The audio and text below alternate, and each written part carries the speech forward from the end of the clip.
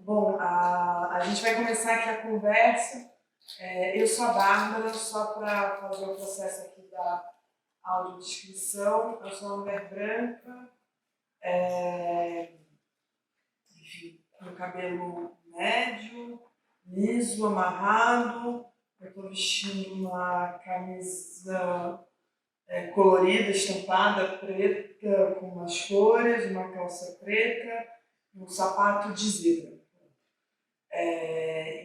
Enfim. E agora a gente vai começar aqui essa fala. A Rosane Bosch está aqui com a gente, ela chegou ao longo da sessão.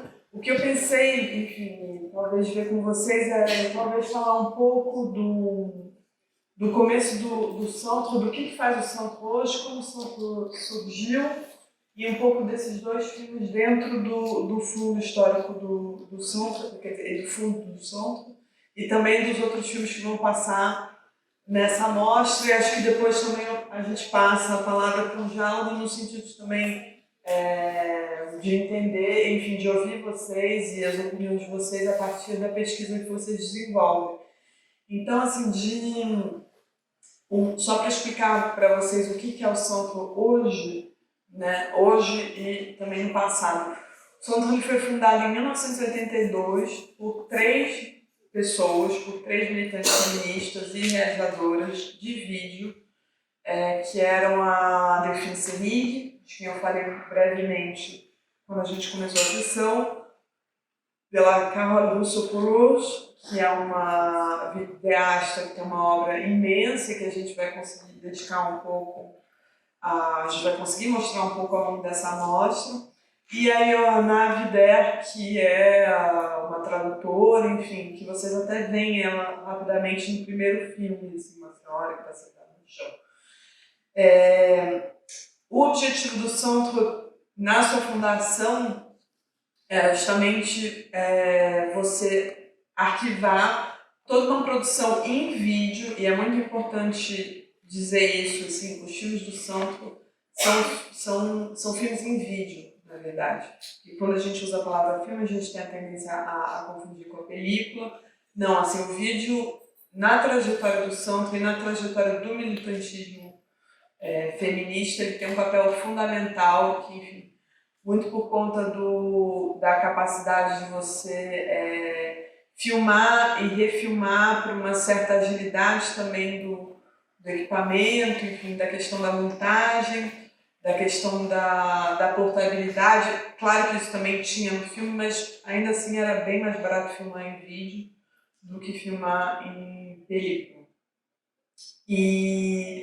Então, assim, só que elas, conscientes também da fragilidade desse tipo de suporte, elas que haviam filmado desde o finalzinho dos anos 70, na verdade, sobretudo a Carol e a Delphine Seyrig começa a filmar mais ou menos no início dos anos 70, elas têm essa consciência dessa fragilidade e resolvem fundar o Centro em 82, que é um momento político favorável, na medida em que quem é eleito é o François Mitterrand, enfim, é um governo de esquerda, e é um governo que coloca eu ia falar coloca muitos fundos, mas coloca muito dinheiro, tem um grande espaço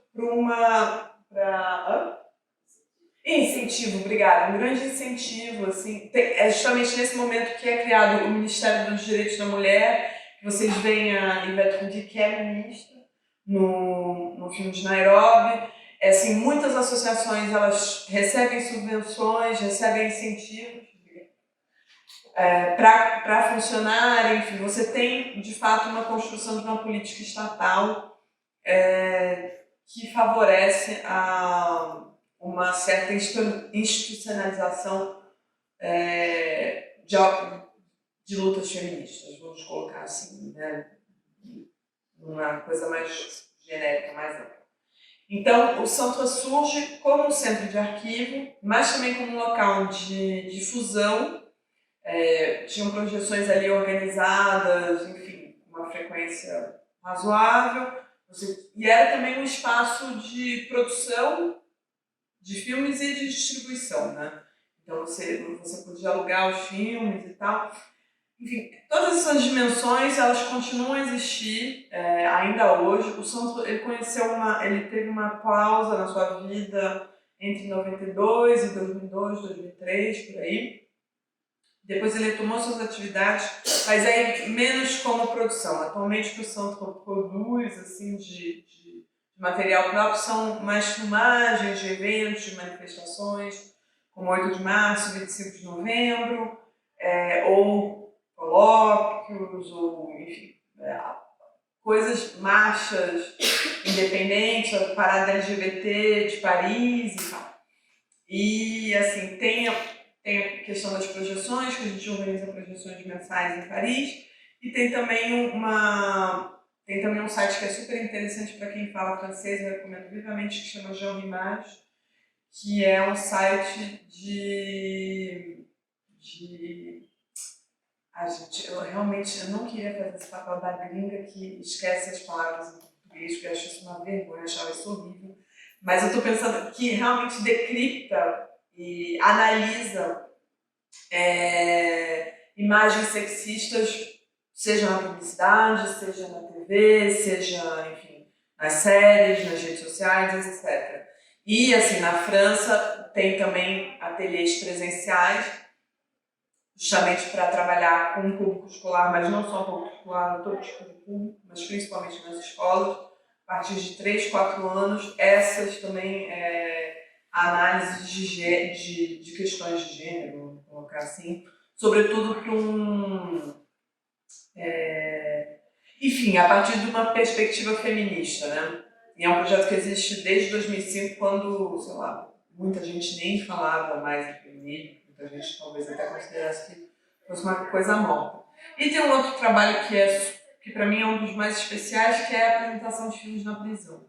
Não são filmes do Santo que a gente apresenta filmes de ficção, atualmente uma prisão feminina, que para mim é surpresa total e completa, tem muitas brasileiras lá, bastante, assim são realmente numerosas.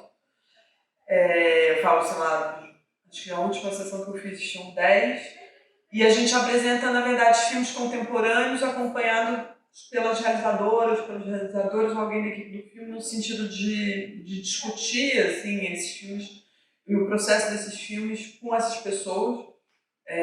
E também falar um pouco das profissões em torno do cinema e do audiovisual. Então, isso é o que o Sandro faz. Agora, voltando um pouco à questão, a esses dois filmes, esses já são dois filmes de 1985, quer dizer, são dois filmes que já são feitos a partir do momento que o Sandro já existe. Eu acho que tem uma coisa assim, que é importante dizer aqui também, que é a questão do estupro. Ela é uma pauta fundamental no movimento feminista, bom, em qualquer movimento feminista, mas no movimento feminista francês ao longo dos anos 70, no sentido de pressionar assim, por uma lei que realmente tipificasse o crime. Assim. Então, você tem, acho que sobretudo a partir da metade dos anos 70, uma grande movimentação nesse sentido, sobretudo em relação a um processo que, enfim, um julgamento de uma história horrível, não vou entrar no detalhe aqui, mas que as duas vítimas, as duas mulheres vítimas, elas, enfim, aquilo não foi considerado estupro porque elas, como posso dizer, tinha uma questão de consentimento ali que era complicada, mas só para vocês entenderem que assim, esse debate ecoa já esse debate público que vinha acontecendo nos anos 70. No caso do Nairobi já é uma coisa um pouco diferente, assim, enfim, acho que tem uma coisa muito marcada de uma certa institucionalização mesmo do feminismo, desse contexto francês, na medida em que, por exemplo, a equipe de som do filme, a equipe de filmagem do filme, desculpa, ela foi para Nairobi dentro da própria comitiva francesa e assim, era um avião fretado com 200 mulheres para ir para a conferência da ONU. Então, isso é enorme, assim, é extraordinário, é enorme. E eu acho que tem uma coisa também que é importante, que talvez soe meio confusa para quem vê o filme pela primeira vez. O que a gente vê aqui não é a conferência da ONU, é um fórum paralelo. É um fórum paralelo que, assim, quando você lê relatos, eu li um relato que fala de atividades, assim, de 40 atividades ao mesmo tempo. Assim. É um pouco, eu já não lembro mais, mas talvez um modelo um pouco semelhante para quem frequentou o Fórum Social Mundial, né? Então, assim, o que a gente vê assim, não são as delegações oficiais, ainda que pessoas que estejam fazendo parte das delegações oficiais frequentem também o fórum, mas não é esse contexto tão oficial que eu acho que também, inclusive, torna o filme mais vivo. E eu acho que tem uma coisa muito interessante que a gente mostrou até esse filme recentemente em Paris e tinha uma pessoa na plateia que esteve lá, que fez parte dessa comitiva francesa e que falava, inclusive, que essa era que o filme captava muito bem esse ambiente, assim, que você saía, sei lá, de um debate sobre os impactos de alguns hormônios X, de alguma pílula X, e entrava, enfim, num outro debate sobre a questão da mutilação genital de mulheres em países africanos e é um pouco que a gente vê no filme, que passa pela luta das mulheres palestinas e assim vai. Então, eu acho que eu até já me perdi um pouco, mas é só para voltar aqui, esses são filmes já desse primeiro momento do Santo ao longo da mostra. A gente vai mostrar os filmes da Carola e da Delphine Seyrig, que são, digamos, os filmes clássicos do filme histórico, alguns dos mais conhecidos. A gente que são essas primeiras obras em vídeo, assim, delas, que aí já são, que ecoam questões do movimento feminista dos anos 70. Assim. Então, por exemplo, amanhã a gente vai ver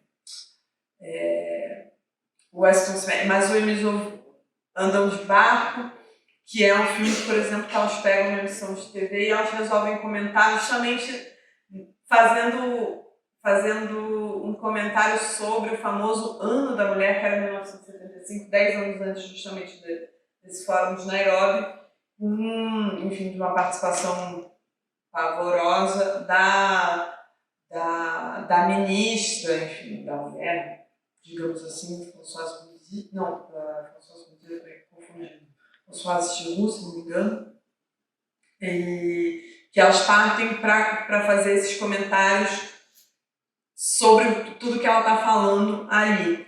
Então, a ideia é um pouco traçar esse panorama desse primeiro momento dos anos 70, passando pelos anos 80, assim, por essa produção que ela é super interessante, mas desconhecida, com um pequeno foco também das obras da Carola Russo-Colosso, que eu gosto bastante. Acho que tem uma coisa que é muito bonita, assim, que ela tem, de fato, uma escuta muito atenta para as pessoas que ela entrevista. E no sábado, sobretudo, eu vou apresentar 2 sessões que eu acho que vale muito a pena ver, se vocês puderem. E depois a gente passa para alguns filmes mais contemporâneos. Então, do Santo, quer dizer, a gente passa para produções de 2000, 2010 e até produções mais recentes de 2020, 2021. Eu recomendo vivamente também um filme que a gente vai passar nos próximos meses, que é A Fábrica de Contra-Relatos, não sei se vai ser, que é um filme da Pascal Lobos, que é uma cineasta, uma artista, que ela entrevista 5 mulheres artistas negras que trabalham na Bélgica e sobre as vivências delas nesse contexto artístico, a inserção delas institucional nos museus, a relação com as equipes dos museus. Eu acho que são questões que são muito próximas assim, às questões que a gente está discutindo atualmente no Brasil e que, sobretudo agora, com a Bienal que vai abrir daqui a pouco. Enfim, eu acho que eu falei bastante, eu acho que está na hora também de passar a palavra. Não sei qual de vocês quer começar, Rosane, Iglesias. Tá. Passo então a palavra para a Iglesias.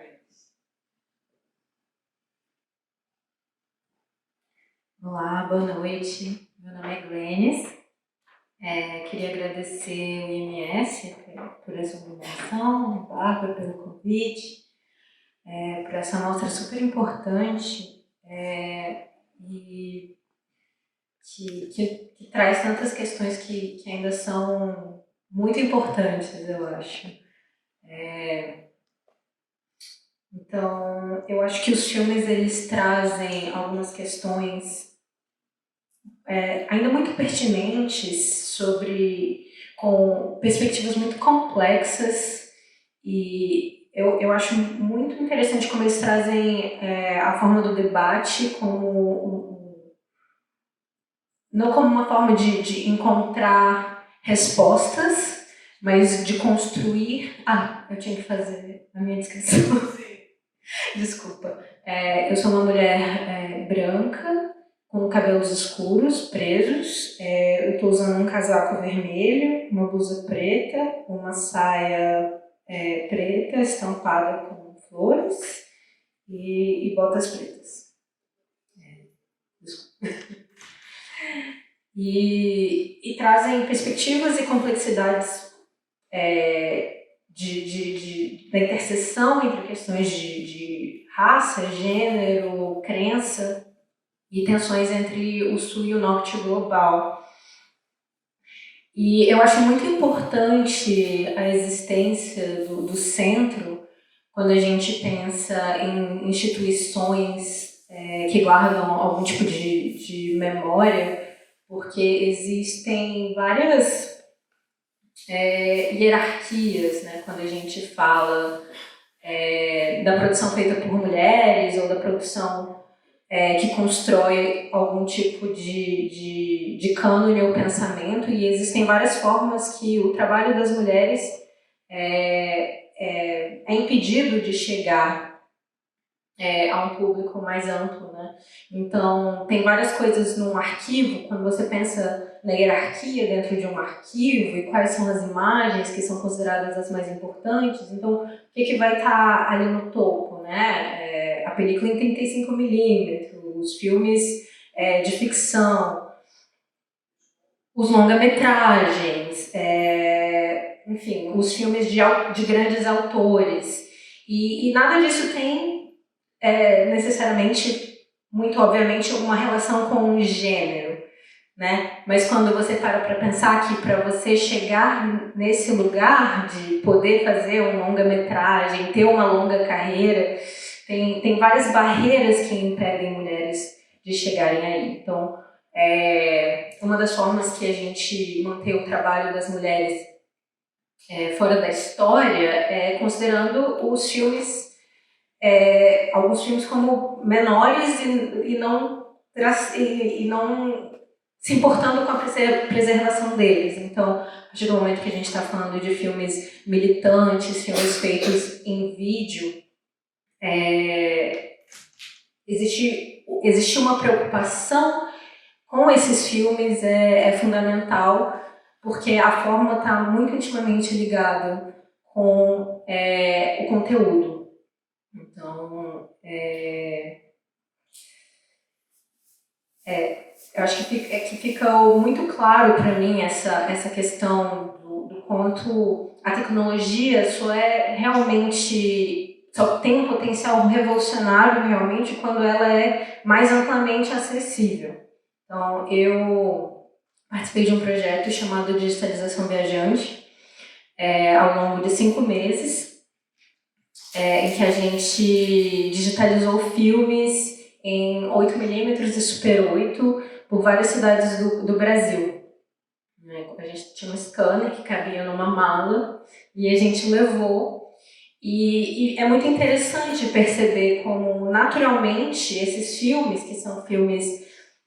É importante explicar que o contexto brasileiro, o contexto de produções no sul global é diferente do norte global. Então, enquanto na Europa, nos Estados Unidos e no Canadá, nos anos 70 e nos anos 80, a tecnologia mais acessível e barata era o vídeo, no Brasil isso demorou um pouco mais a chegar.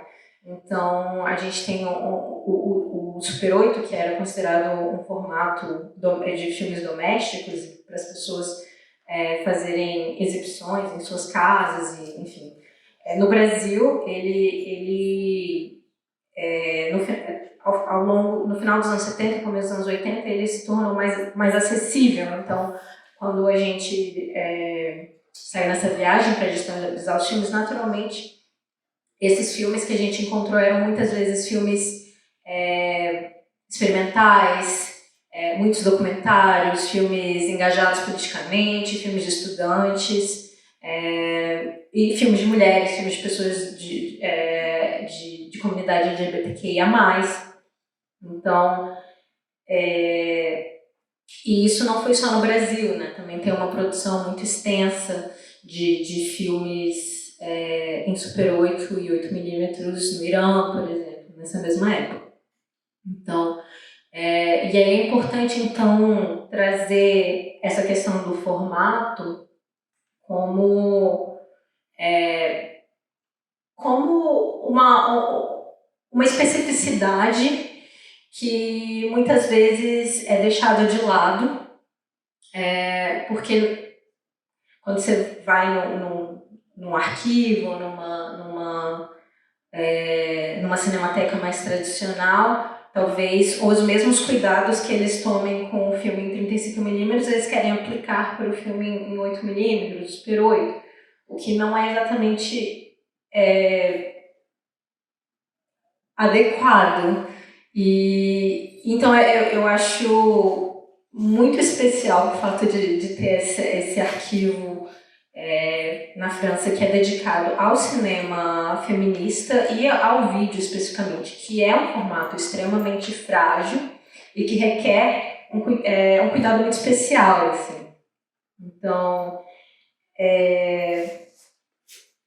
quando a gente pensa não só na construção, na história como uma construção de algo que está sempre, né? A gente está sempre em construção. O cânone é só a parte mais visível dela e a gente está em risco de perder muitas dessas coisas que são extremamente revolucionárias por essa falta de cuidado específico. Então, é isso. Eu queria só, antes de passar a palavra para a Rosane, só adicionar algumas coisas. Eu acho que, enfim, só para pegar um pouco o gancho aqui para a Lênis, sim, eu acho que a gente vai ter um problema muito, muito grave de preservação. A gente já tem, na verdade, de preservação de tudo que foi produzido nos anos 2000. Assim. É um problema realmente muito sério. Filmes que foram produzidos em vídeo, tinha uma coisa bem tosca hoje em dia, né? O toque do tórax, o transfer do vídeo para película, assim. Vai ter tinha alguns formatos de exibição que eram já digitais, mas eram pré-DCP. Isso aí vai ser o caos. E tem também uma produção, e aí isso é realmente uma questão para ficar muito atento. Tem toda uma produção também. Eu não vou chamar forçosamente de militante, porque é militante, mas não só isso. Mas tem todo um conteúdo assim, que está sendo produzido, e eu penso, sobretudo nas redes sociais, assim, sobre pautas LGBT, pautas feministas, questões raciais, que, sei lá, dos últimos 10 anos para cá, isso vai desaparecer. Assim. Se ninguém preservar isso, eu acho que não tem ninguém preservando isso para as próprias pessoas, porque não tem política institucional, ainda mais tendo visto o que aconteceu nos últimos anos no Brasil, isso vai sumir, a gente não vai ter mais memória. Enfim, mas isso dito, voltando às questões do centro, sim, tem uma coisa muito importante que eu esqueci de falar, que tem também uma dimensão LGBTQI+, nos arquivos do centro. Isso faz parte também do DNA do centro. A gente vai passar, inclusive, um dos filmes que é a Frente Homossexual de Ação Revolucionária, que filma justamente a primeira manifestação pública LGBT, gay e lésbica, né, de Paris, no início dos anos 70. Tem também um outro filme que vai passar mais para frente, que eu recomendo vivamente, que é o No Gravity, da Silvia Yuri Casalino, que é sobre ela, uma mulher que quer ser astronauta, e ela entrevista várias pessoas. Ela vai ao encontro de outras astronautas, ela vai ao encontro também de outras mulheres, de outras teóricas, como a Donna Haraway, que é um filme super divertido, assim, divertido, mas é bem bacana na medida em que ela se coloca também em cena de uma maneira muito doce, irônica e contundente também, em relação realmente a essa falta de mulheres nesses altíssimos escalões da ciência. Enfim, eu acho que é porque eu não quero interromper vocês, eu fico com vontade de interromper. Eu vou passar logo a palavra para a Rosane, senão vai ficar difícil o negócio aqui. Rosane, você está funcionando? Bem, boa noite a todas e todos. É uma alegria, um prazer estar aqui, a gente discutindo, trocando, né, sobre questões tão importantes. Eu sou uma mulher negra, estou usando tranças, deixa eu ver o que mais. Conjunto amarelo. Não cheguei a tempo para ir no início da exibição, cheguei já no processo, porque eu estava em uma outra atividade por conta do 25 de julho. Julho é um mês intenso para as mulheres negras latino-americanas e afro-caribenhas, né? Porque ontem foi o dia, né, da mulher negra latino-americana e afro-caribenha, mas cheguei a tempo. E não é interrupção não, viu, Bárbara? São trocas, são diálogos, é uma interrupção. Eu vou seguir a relatora Glenis, porque eu acho que, de fato, a gente tem... Primeiro, acho que quando eu assisti os dois filmes, a assistência desse material nos leva a uma série de questões mesmo, né? E aí, não só no campo da pesquisa, estricto sensu, as questões que nos dizem muito o que é política. Eu acho que os dois filmes... eles tratam, como a Glenis disse, a própria Bárbara também falou, né, de questões que nos atravessam até hoje, questões contemporâneas que, infelizmente, foram tragadas por um termo terrível de identitarismo. E eu acho que, principalmente, a conferência, né, a cobertura, Nairobi, mostra o quanto o que erroneamente se chama de identitário, fala que quem foi identitário foi Hitler, que biologizou a política. Quem foi identitário foi a excrescência que nos governou, né?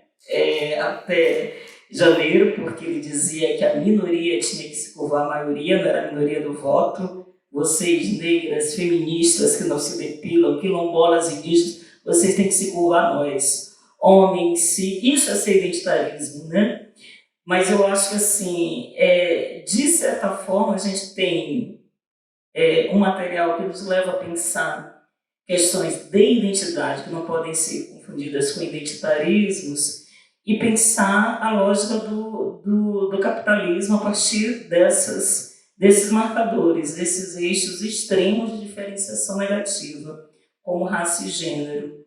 E a cobertura, como bem a Bárbara lembrou, né, ali não era conferência, ali era um evento paralelo, e Nairobi configura para nós feministas um ponto de inflexão importante, porque foi a partir de Nairobi, já era a terceira conferência das mulheres, mas foi a partir de Nairobi, quem participa das conferências da ONU, como foi a Conferência do Racismo em Durban em 2001, enfim, a gente que vem acompanhando as conferências, percebeu o quanto Nairobi tensionou tanto esse encontro paralelo, de tal modo que as conferências elas foram ganhando uma outra configuração, né? Com o que se chama de sociedade civil, dos eventos paralelos, enfim. Desde Nairobi a gente tem um aprofundamento da incidência da sociedade civil nas conferências mundiais da ONU, né? O clima em 92, aqui a Eco 92, é uma reverberação do que foi, o que essas mulheres fizeram em Nairobi. A própria conferência de Pequim, depois de Nairobi, foi importantíssima, né? A conferência contra o racismo, em 2001, na África do Sul. Então, acho que quando eu assisti, me passou muito esse outro filme. O quanto que é importante a gente documentar, porque é a vontade de memória feminista, né? De mulheres tentando, a gente fala muito hoje de disputa narrativa, que é um termo surrado, tanto quanto esse entulho chamado identitarismo, mas eu acho que o centro, de certa forma, ele foi um espaço, continua sendo até hoje, dessas disputas narrativas e como que a gente pode expandir a memória, porque são filmes, e a Glenise você acabou também de reforçar, e também fiquei imaginando da fragilidade da materialidade, né? Como é que a gente pode realmente lutar, porque no Brasil a gente tem, eu acho que a experiência mais semelhante desses registros em filmes está com a Cult, né? Que é um homem negro que vem, ele não necessariamente produziu filmes, mas ele faz coberturas. Então a gente tem uma cobertura, uma memória do movimento negro brasileiro, que desde a década de 70 ele vem fazendo também por meio de vídeos, que é o que se coloca, né, como é que essa memória a gente pode preservar essa memória. E aí eu acho que tem uma discussão a partir dos dois filmes da própria ideia de arquivo, do modo que a Saidiya Rachman pensa e traz, né, de rasurar os arquivos já existentes, os arquivos que nos negam, os arquivos que contam determinadas histórias, e pelos indícios e construindo outro tipo de arquivo. Claro que se trata de filme, de um registro que é documental, né? Não é da fabulação crítica, que é o campo que a Saidiya traz, mas eu acho que incide muito para a gente pensar mesmo como é que, em pleno século XXI, todas aquelas reivindicações de mulheres vindas de todos os lugares, né? Com suas demandas do ponto de vista do pertencimento da própria existência, né? Religiosas, atravessadas por questões religiosas, como a questão do islamismo, questão territorial, né?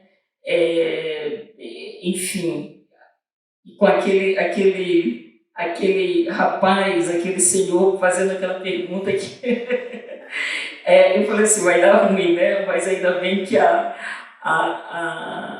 as mulheres foi a melhor reação, né? Então eu acho que e aí quando pensa também quando pensei em outro filme, que é uma discussão principalmente que é muito funda na Europa e na França em relação aos imaginários sobre o outro, né? E eu acho que todo esse debate sobre os racistas não são camaradas e os violadores, os estupradores também não são, e a Bárbara disse, um debate que desde a década de 70 que vem crescendo, mas a projeção da imagem do estuprador, claro que a acusação ela foi real, ela foi legítima, mas é um debate que tensiona muito quando se faz coincidir, por exemplo, o imaginário com a realidade, dado real, né? Do homem, do estuprador, do sujeito que estupra. Por que eu estou dizendo isso? Porque tanto lá quanto aqui, como nos Estados Unidos, você tem uma imagem, né, já predada de quem são os estupradores. Eu acho que ver aquele diálogo com ativistas, né, com homens, o diálogo com aquelas mulheres nos levaram muito a pensar nessas questões que são muito intrincadas, né? Mas eu acho que eu pararia por aqui para a gente continuar a conversa, porque a ideia vai ser, né, uma fala em fluxo contínuo, mais picotado. Acho que só para, enfim, pegar um gancho aqui também da Rosana, essa questão do estupro, ela é, de fato, muito, enfim, óbvio que ela é muito delicada, não vou chovendo molhado, mas tem uma questão que eu acho que talvez não esteja tão clara aí, mas é que esse imaginário racista, ele encontra também um imaginário que é, digamos, mais amplo no sentido do que é um bom estupro, né? Então, um bom estupro é um estupro que acontece, entre aspas, né? Sei lá, num beco de noite, 3h30 da manhã, por um homem negro, ou no caso francês, de origem árabe, exato. Árabe, quando, na verdade, a realidade desse tipo de crime é completamente diferente. Assim, esse tipo, inclusive, de crime, da maneira que eu estou descrevendo, ele é minoritário. Assim, a maior parte dessas coisas acontecem, na verdade, com pessoas do entorno relativamente próximo da pessoa. Assim, uma pessoa, inclusive, que ela já conhece, ou, sei lá, ou um familiar e tal. Mas essa não é... Isso é só para complementar um pouco, porque eu acho que isso tem isso é, de fato, uma desconstrução, assim, que precisa ainda muito ser feita.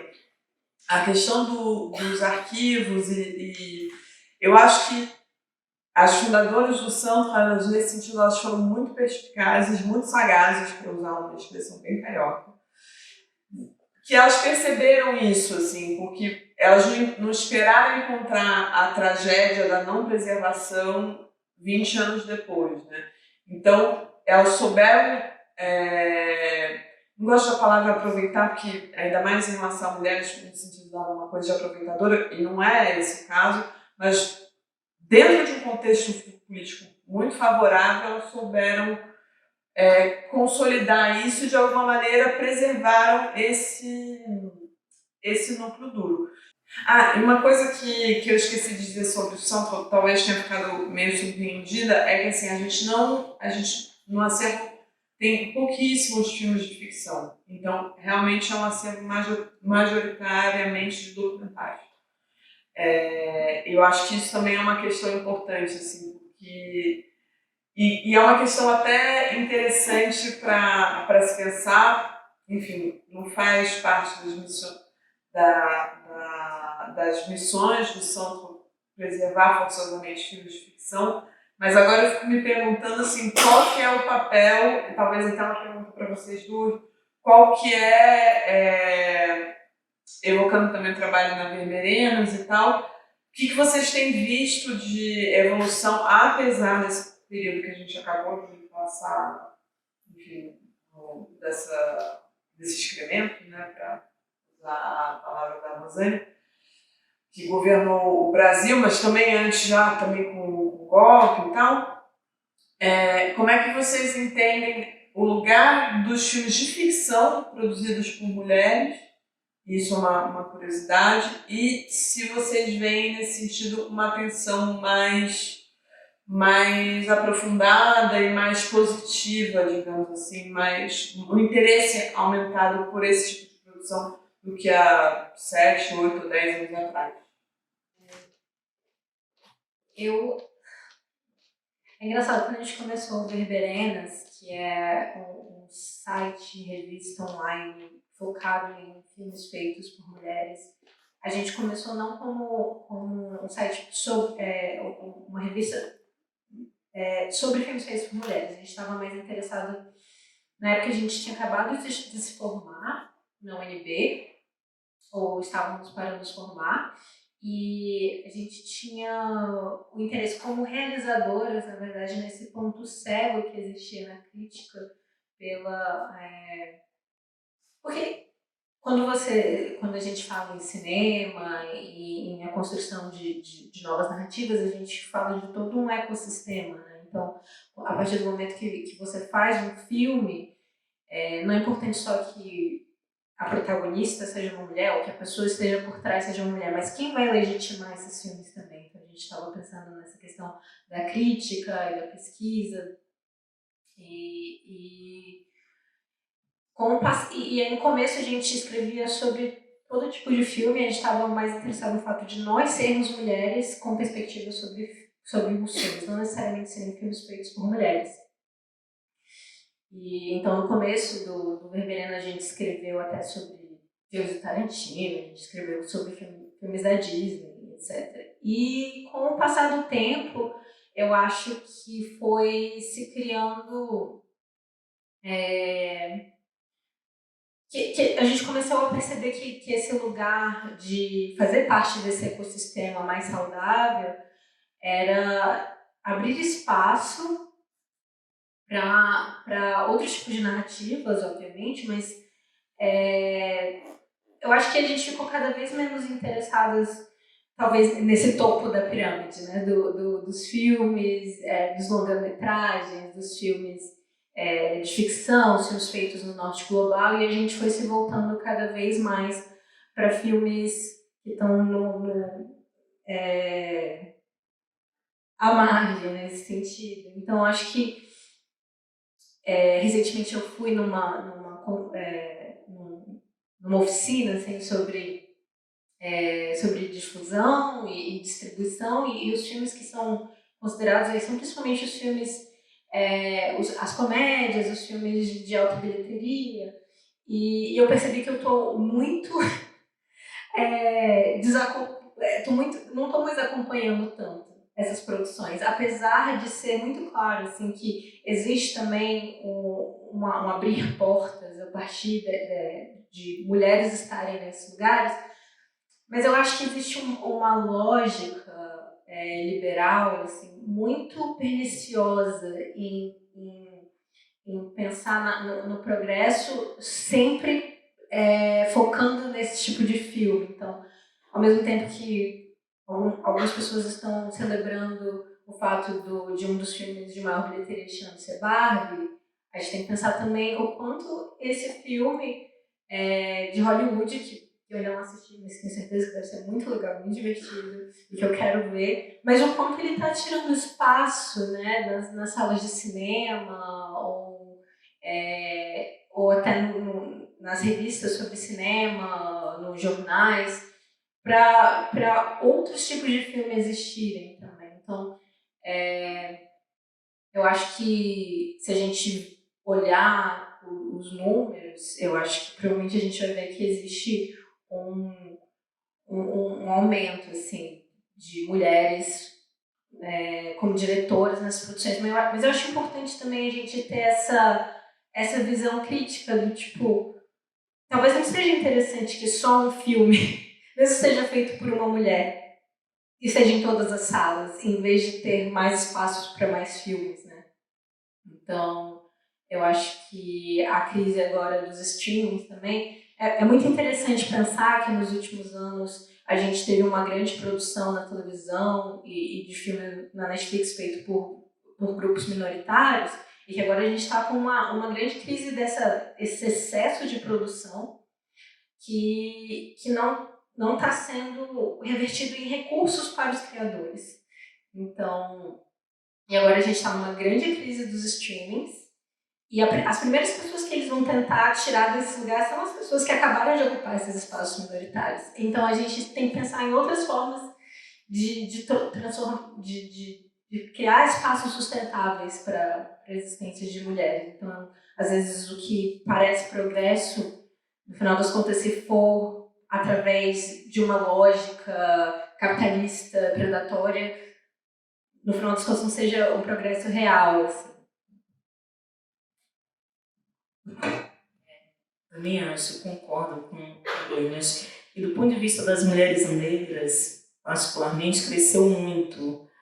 Quer dizer, se a gente pegar o conjunto da obra, é quase nada, é uma gota no oceano, né? Mas do ponto de vista de porcentagens, cresceu muito. E de mulheres indígenas também, negras indígenas, disputando lugar na produção da produção ficcional, não apenas documental, né? E aí eu acho que um dos motivos é a tentativa de deslocamento mesmo imaginário sobre as mulheres negras. Eu acho que a ideia da imaginação radical, ou seja, projetar, construir um mundo em que nós não somos só a falta, só a miséria, só a violência obstétrica, e esse ingresso de meninas jovens mesmo, cineastas negras, ficcionalizar histórias outras, histórias emancipadas, e não se está negando a falta da destituição, né? Continuamos à base da pirâmide, mas eu acho que esse deslocamento dos últimos anos diz muito a essa disputa de imaginários, né? De expandir os imaginários. Muitas meninas, mulheres indígenas também, tentando produzir. Agora, esbarro no que a Glennis acabou de dizer. Eu acho que tem uma discussão, né? E aí voltada não só para Barbie, se a gente pegar também Panteras Negras, que o nosso grande debate é o acesso à transformação do mundo, né? Claro que a gente tem que acessar o mundo como ele é, capitalista, excludente. A gente quer ver mulheres negras, indígenas, né? população LGBTQIAPN+, nos sistemas de representação do mundo como ele é. Esse acesso, o direito, né, à reivindicação por representação é importante. Agora, se a gente só ficar no acesso e a gente não criar uma outra plataforma, esse acesso ele terá limites, né? E a gente está vendo agora com a situação do streaming. Então, eu acho que sim, que estamos nessa reivindicação, estamos nessa pegada, e a produção aumentou, e isso é bacana, mas também esse ingresso, esse acesso ao mundo como ele nos leva a pensar a transformação desse mundo e toda essa lógica, né? E aí, quando a gente está falando de mulheres negras, a gente está falando, por isso que eu falo que nós não somos identitaristas, a gente está falando da forma que o capitalismo, e agora na sua feição neoliberal, como é que ele age, né, sobre subjetividade, sobre corpos. Então, acho que é uma discussão realmente importante quando a gente pensa participação, porque se a gente pensar Barbie, assim, tem lugares que a gente não tem nem que reivindicar a participação, porque são lugares que sequer deveriam existir. É por isso que o debate da representação assim, indistinta, ele é um debate perigoso.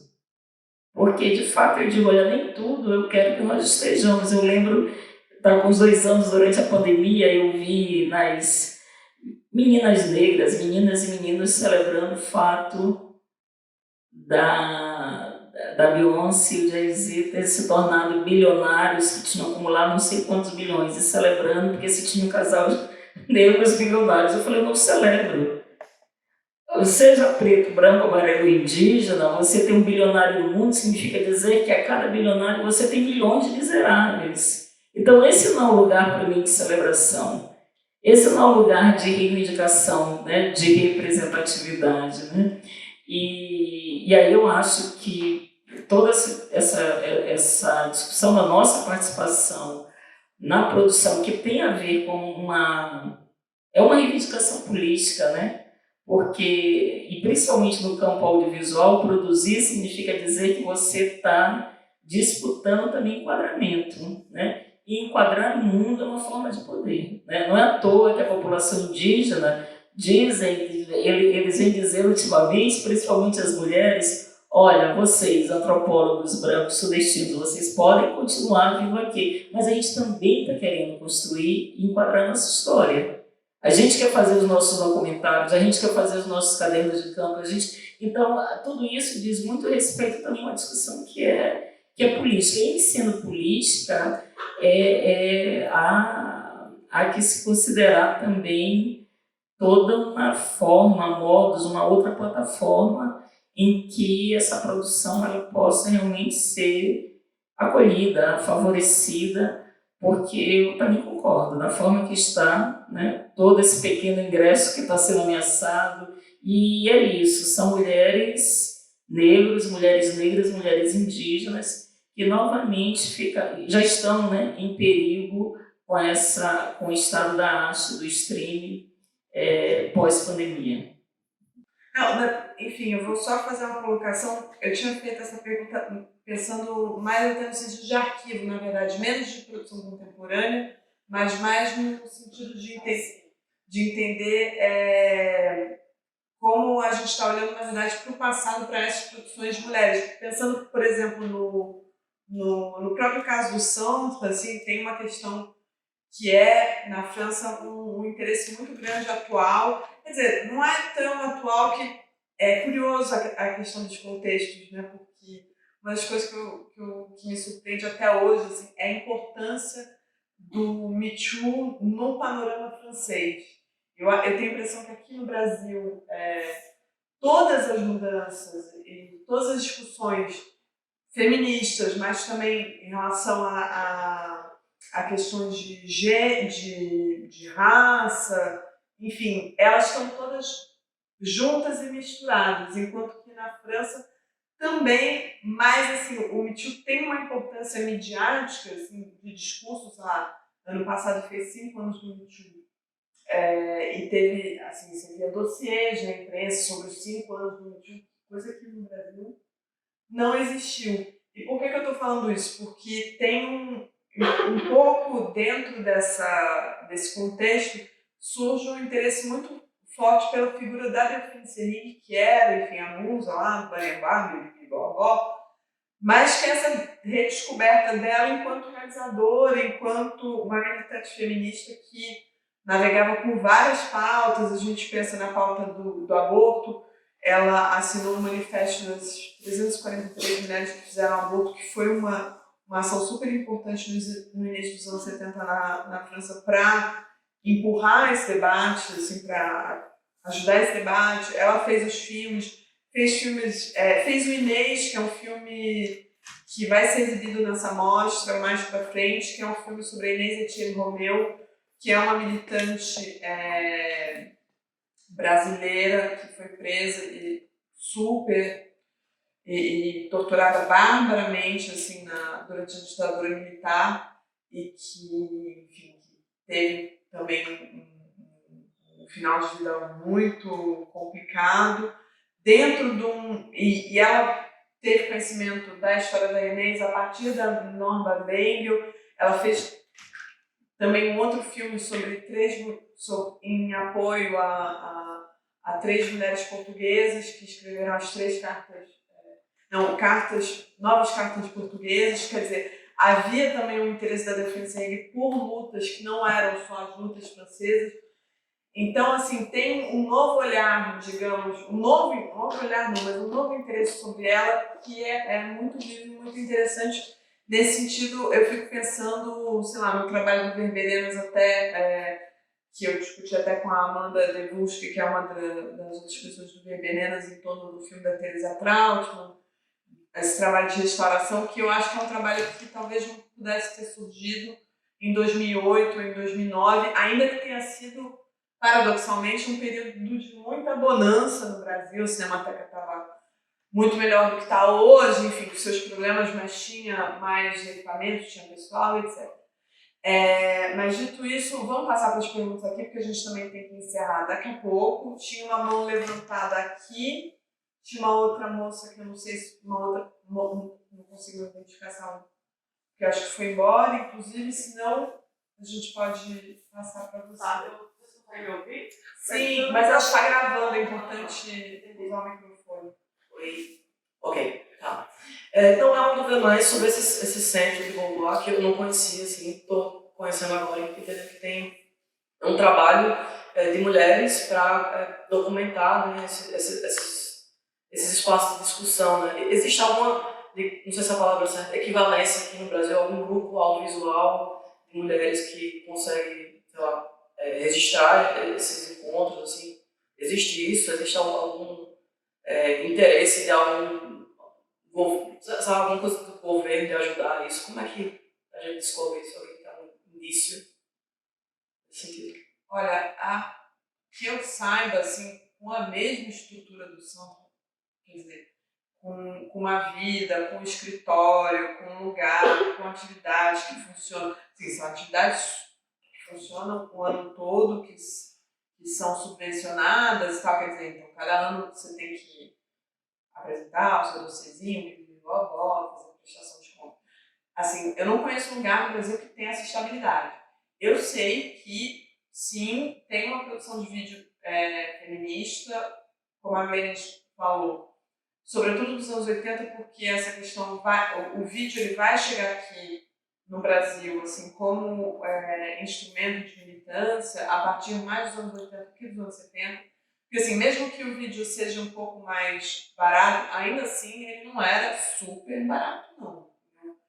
Assim, nos anos 70 não era e não era acessível, é um pouco paradoxal. Mas voltando à questão brasileira, eu tenho colegas aqui da preservação também que talvez possam me corrigir nesse sentido, mas a meu conhecimento não há nada. Assim, eu acho que eventualmente possam ter coletivos e tal, mas assim, um lugar de preservação eu acho que não existe. Digamos assim, um centro que arquive isso de maneira sistemática por, sei lá, 40 anos, acho que não.